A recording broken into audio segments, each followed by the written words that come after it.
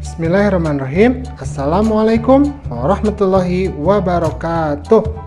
Anak-anakku yang soleh dan soleha, pada hari ini kita akan belajar pelajaran 3, materinya cita-citaku menjadi anak soleh.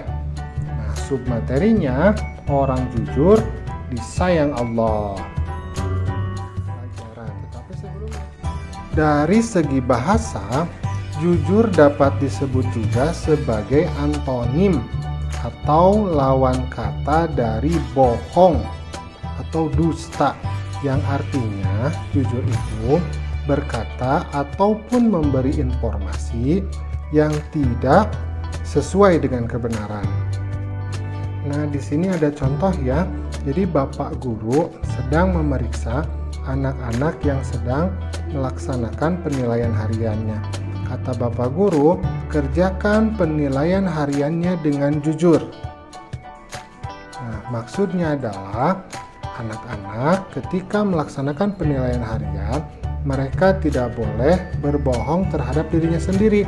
Misalkan dengan cara mencontek. Nah, itu tidak boleh ya. Adapun secara istilah, jujur merupakan sikap seseorang yang ketika berhadapan dengan sesuatu ataupun fenomena tertentu dan menceritakan kejadian tersebut tanpa ada perubahan ataupun modifikasi sedikit pun atau benar-benar sesuai dengan kenyataan atau realita yang terjadi. Nah, dalam agama Islam itu setidaknya dikenal 5 jenis sifat jujur yang harus dimiliki oleh penganutnya, yaitu yang pertama, sidik al-qalbi. Sidik itu artinya jujur ya. Sidik al-qalbi merupakan sifat jujur yang penerapannya ada pada niat seseorang manusia. Nah, contohnya, misalkan ini ada sebuah keluarga ingin memberikan sedekah kepada seorang nenek tua.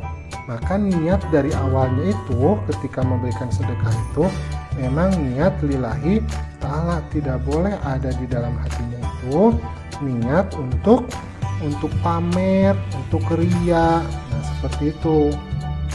Yang kedua, sidik al-hadith merupakan sifat jujur yang penerapannya ada pada perkataan yang diucapkan oleh manusia. Nah, misalkan di sini ada seorang anak perempuan memberikan makanan kepada seorang nenek, maka dia mengatakan harus yang sebenarnya. Misalkan kalau isinya tempe. Contoh, nenek, ini aku bawakan tempe buat nenek. Nah, itu yang disebut dengan sidik al-hadith. Yang ketiga adalah sidik al-amal, merupakan sifat jujur yang penerapannya ada pada aktivitas dan perbuatan manusia. Nah, misalkan ayah bertanya kepada kamu, "Hei, nak, kamu sudah sholat belum?" Nah, maka kita sesuai dengan perbuatan kita mengatakan, "Oh, aku sudah sholat, ayah." Nah, seperti itu.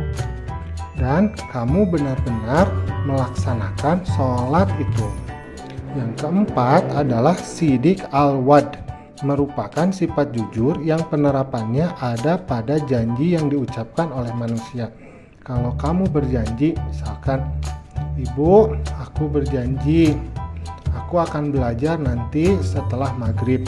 Nah, maka ketika nanti maghrib datang, kamu harus melaksanakan janji tersebut. Yang kelima adalah sidik al-hal, merupakan sifat jujur yang penerapannya ada pada kenyataan yang terjadi dalam hidup manusia. Contohnya, ketika kita hidup, kita tidak boleh berlebihan sesuai dengan kemampuan kita. Misalkan, nah, kita tidak boleh terlalu banyak gaya ya, ingin dipuji orang lain. Nah, kita berperilaku sesuai dengan keadaan kita sendiri. Kita harus mampu melaksanakan kejujuran dalam segala tindakan kita. Pertama, jujur kepada Allah Subhanahu wa Ta'ala. Ciri-cirinya selalu mentaati perintah Allah dimanapun dan kapanpun. Seperti kisah gadis menjual susu di masa Khalifah Umar bin Khattab. Kedua, kita harus jujur kepada diri kita sendiri. Kalau kita tidak bisa, maka kita harus mau belajar. Kalau kita tidak mampu, maka kita harus mau berlatih. Nah, yang ketiga adalah kita juga harus mampu jujur kepada orang lain. Nah, di gambarnya diperlihatkan ada seorang anak yang mengembalikan kembalian.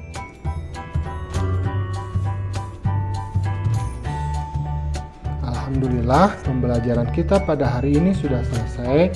Jangan lupa untuk selalu jujur dalam segala tindakan kita. Assalamualaikum.